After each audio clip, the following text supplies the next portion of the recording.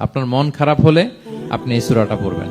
আমাদের এরকম অনেক সময় হয় না যে হতাশ, দেয়ালে পিঠ ঠেকে গেছে, কোনো বের হওয়ার রাস্তা নাই, কই যাব, কোথাও সফলতা নাই, সবাই আমাকে ভুল বুঝতেছে, এরকম মাঝে মাঝে হয় না? আমাদের সবার লাইফে আপস এন্ড ডাউনস আছে।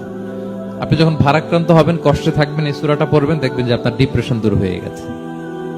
আল্লাহর হাবিব সাল্লাল্লাহু আলাইহি ওয়াসাল্লাম যখন এরকম ভারাক্রান্ত ছিলেন, চিন্তিত ছিলেন, তখন আল্লাহর হাবিব সাল্লাল্লাহু আলাইহি ওয়াসাল্লামকে চিন্তামুক্ত করবার জন্য আল্লাহ তাআলা এই চমৎকার সূরাটি নাযিল করেছেন।